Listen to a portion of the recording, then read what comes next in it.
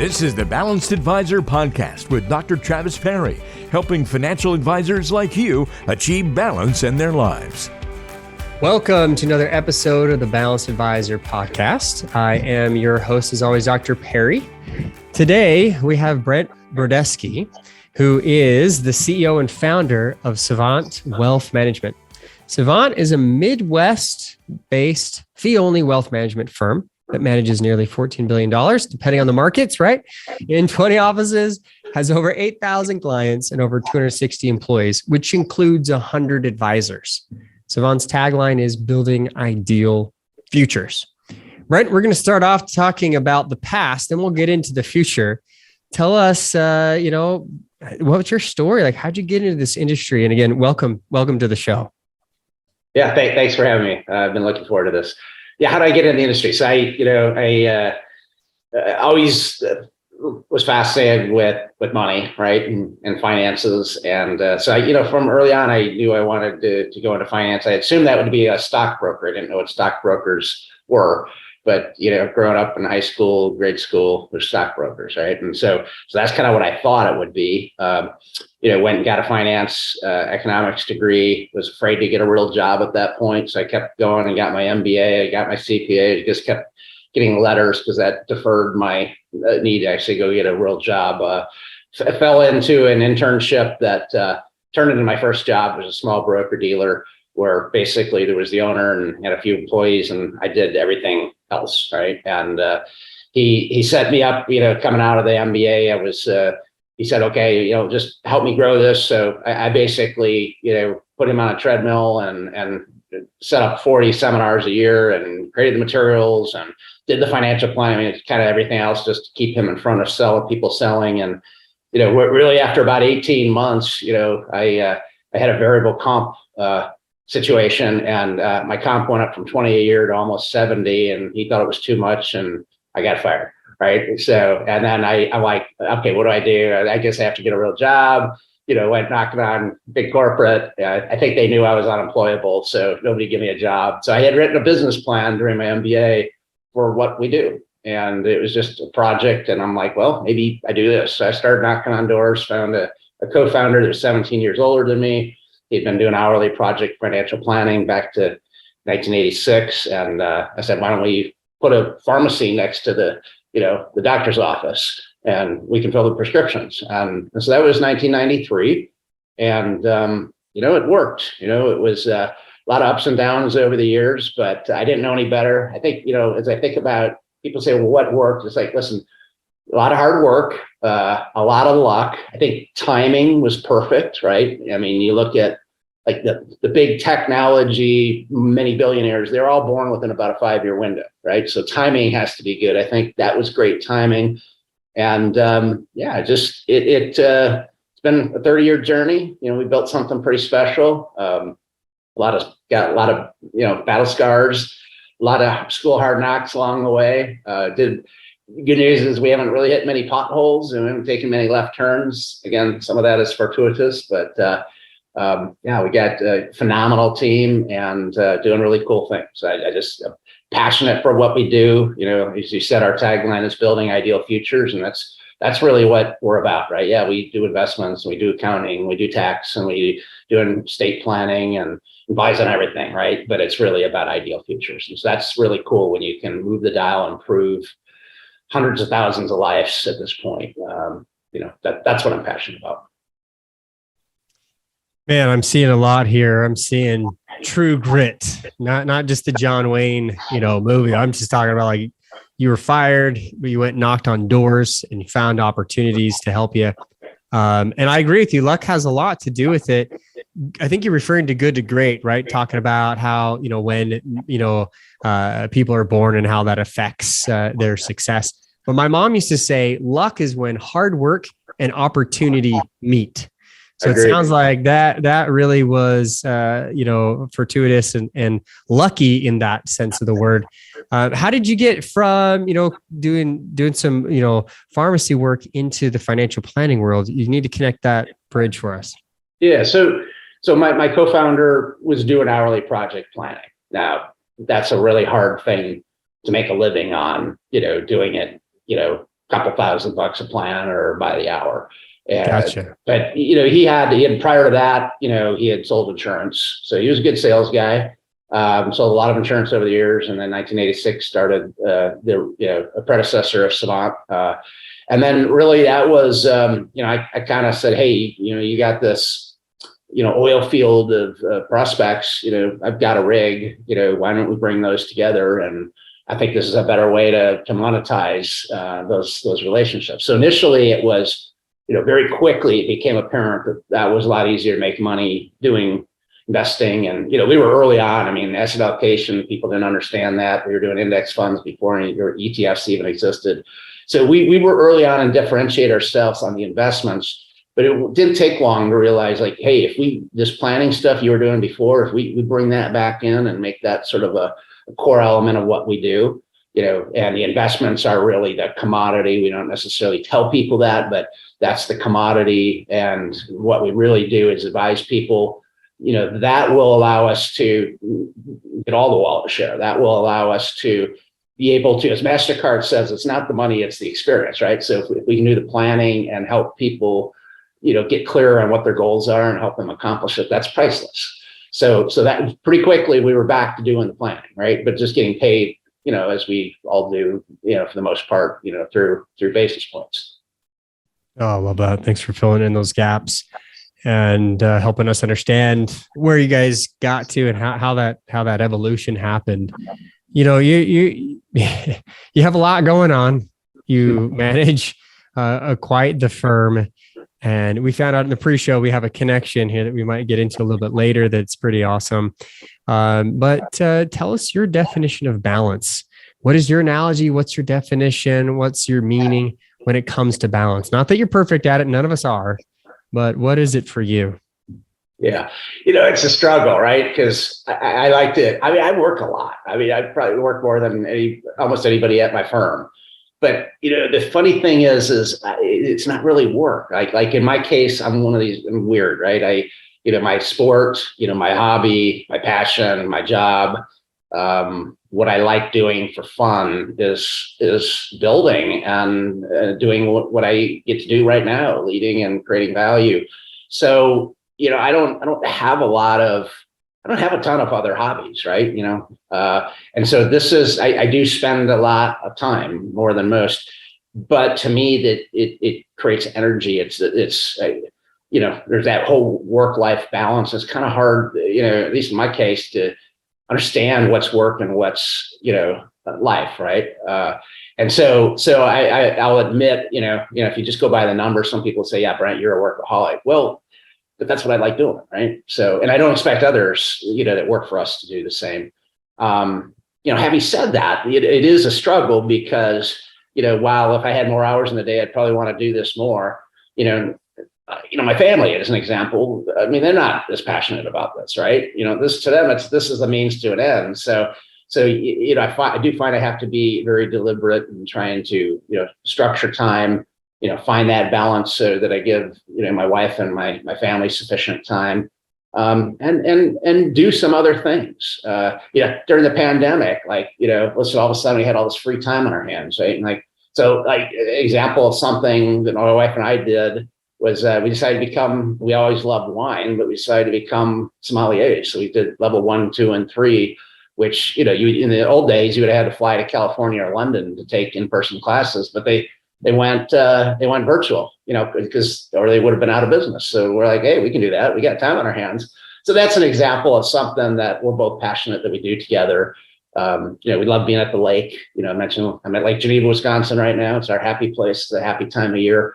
So I definitely work less, during the happy time at the lake, enjoy, so it's a constant battle, right? Trying to find that right combination and realizing that my default is to do more and more, Savant, right? More and more building businesses. And I got to be careful that that might give me energy, but if it's attracting energy from those that I love, you got to find that balance, right? And I've never quite gotten it right. The pendulum swings more often than not to probably working too much, but I'll have to read your book here and maybe get some tips out of it. Yeah. What's interesting about what you said is most advisors really are very passionate about this business, right? They love their clients. They love building the business.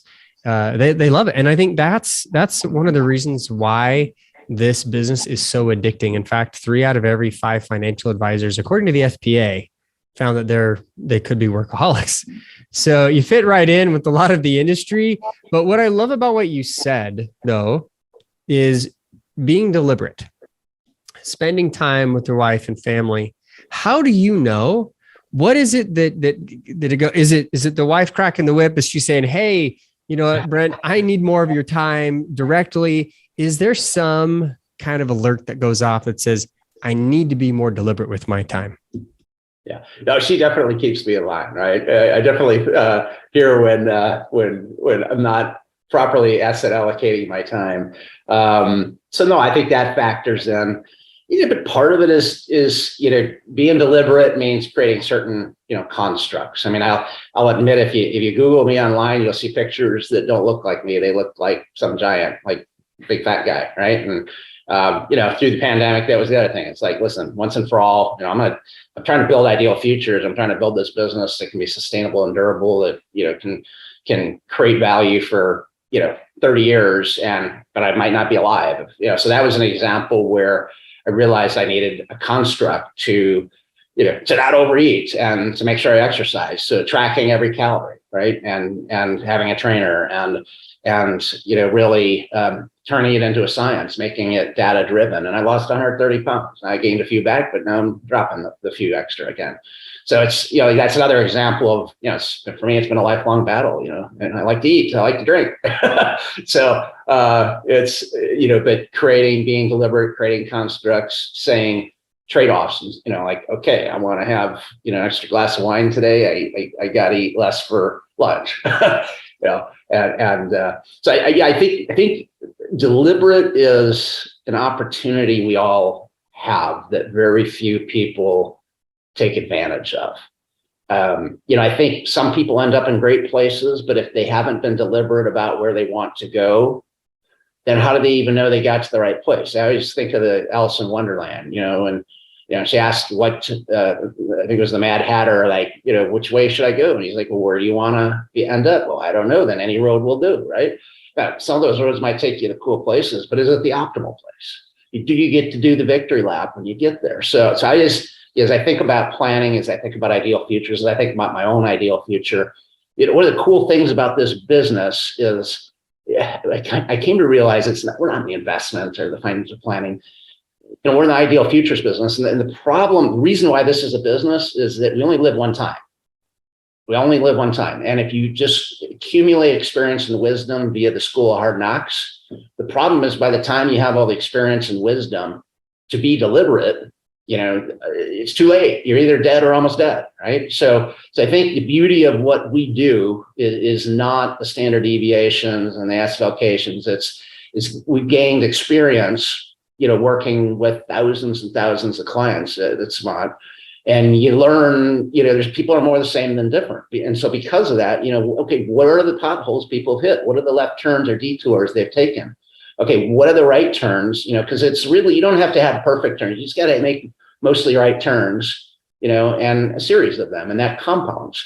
So as I think about this deliberateness, it's being deliberate to not hit potholes, because those blow out tires, and not take left turns, but let's just try to make a series of positive turns, whether that's for me personally, making deliberate right turns, and you got to get clear around what you're trying to accomplish. Because if you don't know where you're going, again, any road will do. So getting really clear about what is important to you, what are your values, what's your vision, what are your goals, what are your priorities, what's your legacy, getting clear about that, and then creating strategies or right turns to get there. So anyway, I think that applies. I mean, the beauty, the biggest gift I've got from my business is that I've become wealthy because of my business. But the biggest gift is I've gained wisdom and experience that are way more than my age, and because of learning from others. So the cool thing is in our business, we get to then take that experience and wisdom, our personal, but also what we've learned, and help others be deliberate with the decisions they make. Yeah, that's absolutely true. There's a correlation between how we are deliberate with our lives and focus on our goals and how we can help our clients, right? Those two really do overlap and are connected. You mentioned something that's really big. Most advisors, they really care about their health, but they struggle with it. And, I did Google you just for a second. And the only true, picture I see now based on your profile, your current profile is on your website. Like all the other pictures, you can see that you did like to eat, and that's fine. Like we all have the things in our lives that, get us off and out of balance or have those things that really we struggle with. But the fact that you were deliberate with that in a time where most people are putting on more weight, Brent, that's huge. Like that is a round of applause. That's amazing to me. We can talk about how much time you spend in different areas, but this is a big, huge issue. And one of the main reasons why I do what I do to try to help advisors be healthier, try to help them have better spirituality and better family relationships. This is what my biggest focus is. And what I found with most advisors are those areas that are most important to them that really say, I'm balanced. So I appreciate you telling us that story and being such an example of being deliberate. Now, as you scaled your business, and you've done a great job of doing such, what do you think as a financial advisor, what do you think has maybe been one of the biggest struggles of possibly losing your health, like the health you just gained, say, for example, if that's equivalent to your balance, what is something that like, oh man, I'm growing my business, so I'm not going to fill in the blank? Is it I'm not going to work out? I'm not going to eat well. I'm too stressed. Like, what is it that starts to pull at you to get you out of balance? Yeah, and I think, as I look back, the eating front as an example, it tended to be would dial up at periods of greatest stress. So whether it was challenged relationships, with business partners, whether it was, tons of travel that back to back to back, whether it was, the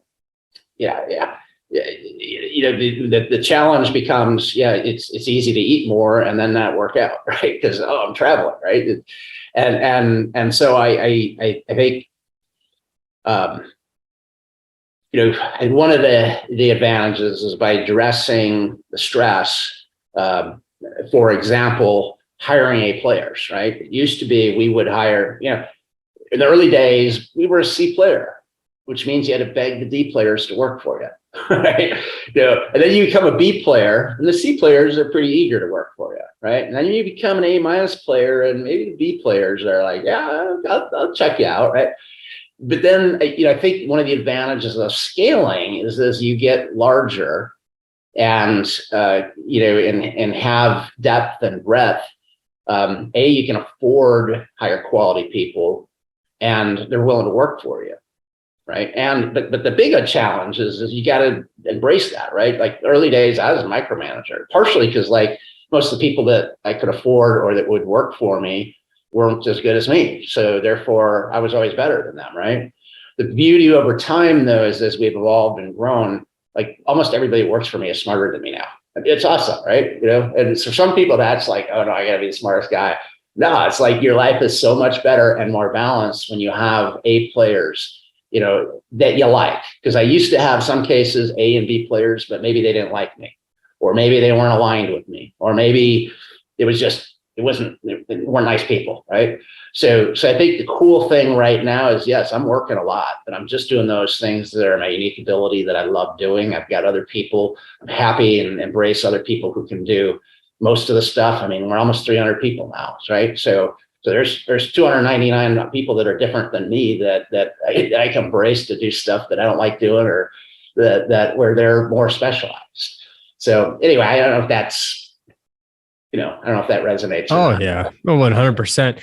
You talk about your unique ability. I'm always talking to advisors every single day as I'm coaching them about their sweet spot. I call it their work sweet spot. Very similar, where their top 5, 6 most important things they do each day that they do them. And advisors is so, Brent, I've done the research on this, but most advisors are only in this sweet spot or using their unique abilities about 25 to 30% of the time on average. That's it. Yeah. Yeah. Right. It's easy to go off track with this because, like how many times, you got a meeting that canceled or you have a block of time that's not scheduled. And it's so easy just to get sucked into email or sucked into this drama or, letting somebody stick something in your inbox. And getting back to your comment about being deliberate, I think one of the things I find is like, it used to be during summers, I'd come to the lake, and I'd go to the office Monday, Tuesday, Wednesday, Thursday. Fridays and Mondays were off limits. I blocked time to work on, either personal stuff or business stuff where I just needed to focus, right? What'd that do? That compressed all the other stuff into 3 days. And I found like, if you didn't have that discipline, the stuff expanded to the time available. A buddy of mine owns and runs a foundry. And I remember he said, hey, there's an operational rule.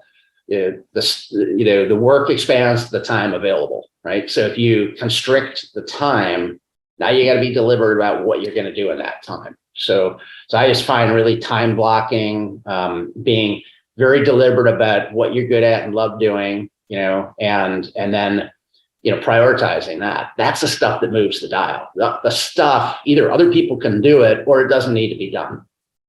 100%. And I found this to be so true that advisors, if they're working 60 hours a week, they could a lot of times be just as effective in 30, and actually be more productive, 2-3 times more productive, because now you're exactly right. Now they're really focused on, wait a minute, I don't have any time to waste. I've got to be super focused. I love this analogy. What do you think? You have, and have worked with literally hundreds of advisors, right? That work for Savant now. What do you see as some of the biggest issues for other advisors as they're trying to balance their growth? I mean, they're trying to keep their balance, but they're trying to grow their business. What do you think some of the biggest issues are in having balanced growth? Well, I think, the reality is most of the people that start RIAs, at least the RIAs that have been around for a while, they start out as salespeople, right? They were good at selling. A lot of times they came from the insurance, maybe the brokerage business. They weren't business owners. They weren't, most of them didn't get MBAs. Some of them have, but the gist of it is they started out because they loved the relationship. They loved the selling. They loved advising. But then over time, as their business grew, there's more stuff, whether that's compliance or technology or HR or, all the other things. And those things tend to fill in your day. And so to your point, the stuff that most advisors love doing and are good at, is 15, 20% maybe, right? And then over time, like let's say you're great at getting clients and managing relationships and advising. Well, over time, once that 20% is full of relationships, you don't have time to go find new clients, right? Because the other stuff is in the way. So I think, now how do you get beyond that? Well, you have to embrace change. And one of the things I learned probably 10 years ago, and I look back from the beginning of my career in the first 20 years, it's like, wow, there's segments there, right? Where I had to fire and rehire myself every 3 to 5 years. Like what got me here? There's a great book, What Got Me Here Won't Get Me There. And I think that the title says it all. It's like advisors tend to do something really well and they get into that zone and do it. But then ultimately they hit a plateau because they are full, right? And they're doing stuff that is not unique ability. They're doing technology or compliance as an example, right? Or HR, right? So I think what do you need to do? You need to, essentially reinvent yourself, fire yourself, i.e. hire somebody to do that stuff or partner with somebody that can do that stuff to then free up time to do what you love. And like you said, can you take a 60-hour day and be more effective in 30 hours? Yes. Or if you're a guy like me that would pull his hair out in 30 hours a week, I can add back 20 hours just on the stuff I love that's truly value producing, right? Yeah. And this is the issue there's plateaus, right? Just like with the markets go up, markets go down as our business cycles, kind of go through the natural business progression. We do have these plateaus where if we just stay, no offense, but like if you're a solo advisor and that's what you always want to be and you're always going to do that, you're going to plateau. There's only so many clients you can take on. Right. But if you look at your business as a business and not a practice, that's the whole E-Myth thing, right? That's the whole idea. Like, get out of your own way, start delegating, start deleting. And I'm all about, well, what's your greatest, and most important work sweet spot areas, and how can you delegate, automate, delete the things that get in the way. So I like that you mentioned that, because it's true. I see this in so many advisors that struggle where they just kind of get in a rut. And they've gotten comfortable. Yes, comfortable to a certain pattern where, they got a short line of sight, they get a new client or they take care of a client and I get my fix, right? And wow, I did good today, earned my money. And, going to that next level means you have to let go of stuff you're good at, that you might be better at than anybody else, to embrace the new stuff that you need to go to that next level. And that's really hard, because change is hard, right? You're having to essentially fire yourself from something that you're good at to embrace something that you may or may not be good at, right? And now as I look back, that's what I did. I mean, I remember about 10 years ago, I was patting myself in the back because I just brought in 85 million new assets this last year. And, I'm looking at it and I'm doing the math, looking backwards and say, wow, we've grown 35% a year since the beginning. Wow, we just extrapolate that. Look at where that would be. And then I did the math, like it would have been hundreds of millions of dollars I personally would have had to bring in. At the same time, I'm having to take care of all the old clients, all the new clients, and run a much bigger business, which I was already running on the weekends and evenings. So that was where I realized, like, listen, yes, I've been one of the best warriors. I'm on the front lines, bringing in clients, doing good work, but that I'm flatlined, And so what did we have to do? I had to change our comp system and change the kind of advisors we hired to not be people to support me to be a better front line, but rather bring others that could get clients and others that I could hand off clients to.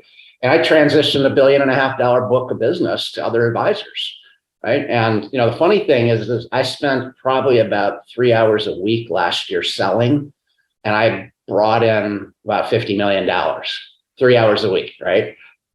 So, and by the way, our business has grown 10 times, in 10 years, right? So but that required me doing stuff different, right? Embracing something new. And what was the new stuff? It was either the stuff that needed to be done and nobody else could do it, or, new challenges that I thought I could do that. I'm not certain.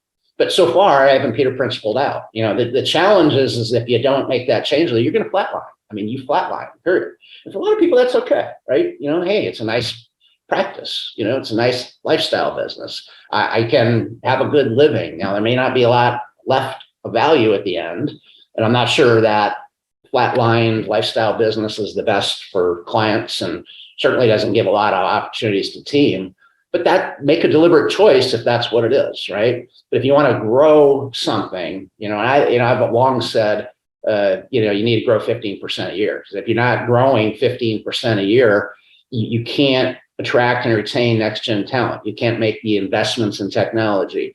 You can't, enhance your financial planning process. So you need 15% to create the resources to invest in the business to remain excellent. So good.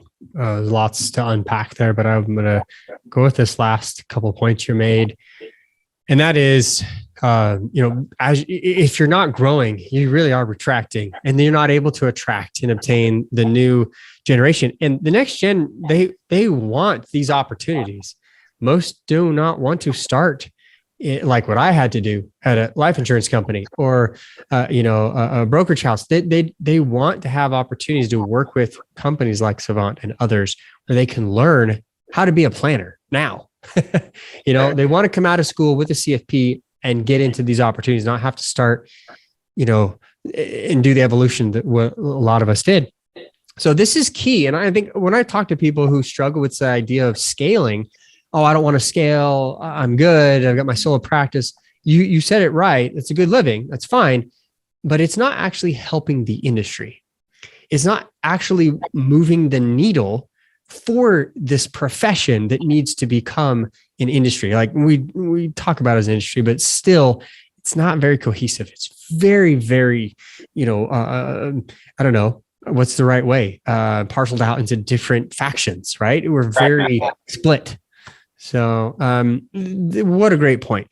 So looking back on all this, Brent, knowing the success that you've had, trying to keep your balance by scaling and growing the business and delegating and allowing your business to really grow as it has, what advice would you give to other advisors who are trying to do the same thing?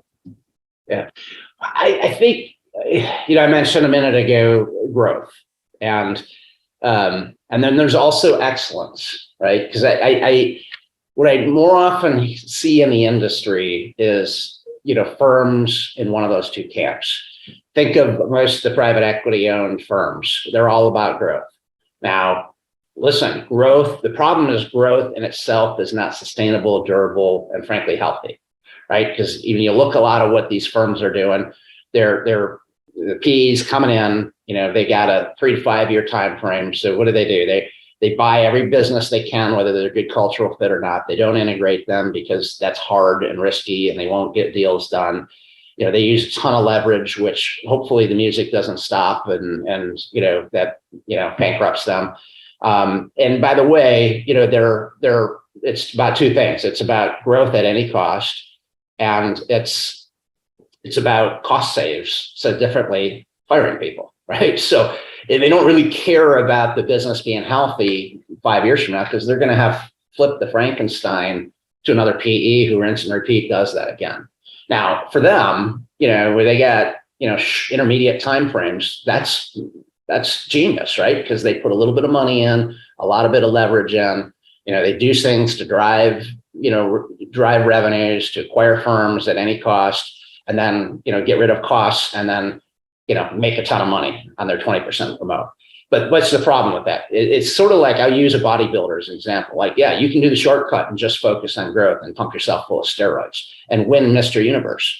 But, you're going to be like Arnold and have heart troubles later in life, right? So that's the problem. If it's just growth, it's unhealthy. Now, the flip side is I hear this all the time. Oh, I don't care about growth. It's just about taking good care of my clients. I'm going to be the best at what I do. Growth, I don't need to do that.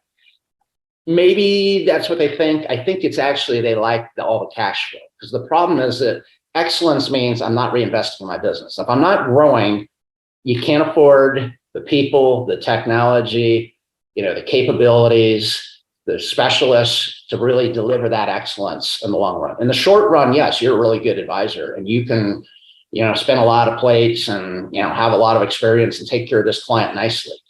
But the problem is if it's all about excellence, it's like erosion over time. It's your capability is eroded, right? And so now if you can't attract next gen, who's going to take care of those clients in the future? If you can't, pay for the best technology, are you really delivering the best experience? So I come back and I think, you have to think in the context of both of these, growth and excellence. And that requires taking a long view. It means not taking all the money out of the business every year, right? It means not trying to do all the jobs yourself. It means taking some of the earnings and having other people do it who can, over time, maybe they can't do as well as you today, but over time they're going to do it better, right? And allow you to grow. So I think it's finding this balance, and it's hard to find it, but I think of it, it's like a Venn diagram. You got excellence and growth, and in the middle, that's where the magic happens. And so if you do that, find that right reinvestment, combined with being excellent, that's for organic growth, that's beautiful, right? If you can grow, but also grow your value proposition, you protect against fee compression, you're able to delegate the stuff you don't enjoy doing or that others can do better. And you create something that's durable, sustainable, and has real enterprise, a real business, not just a cash cow for now that may or may not be worth something later. Well said. I appreciate your thoughts today. This has been awesome. I love the examples here you mentioned, even throwing some Arnold in and helping us as advisors, really focus on what matters most. I mean, your family, your health, growing the business, being able to have that balance is huge for advisors, and being able to see this in a different light. Thank you for your time, Brent, for giving back to the industry. Yeah, I appreciate it. Just remember, avoid left turns, avoid potholes, and more right turns. Lots of little right turns, right? And those accumulate over time. And that's applied personally to your business, your family, to the industry. Excellent. If advisors want to reach out to you, I know they can go to savantwealth.com and we'll have some links and stuff. Any other way you would suggest them looking into just rubbing shoulders with you or contacting you? Yeah, no, send me a LinkedIn request or Brodeski at savantwealth.com. Awesome. Thank you again, Brent, for your time. And remember, advisors out there who are wanting to grow and have that balance, remember to live life on purpose.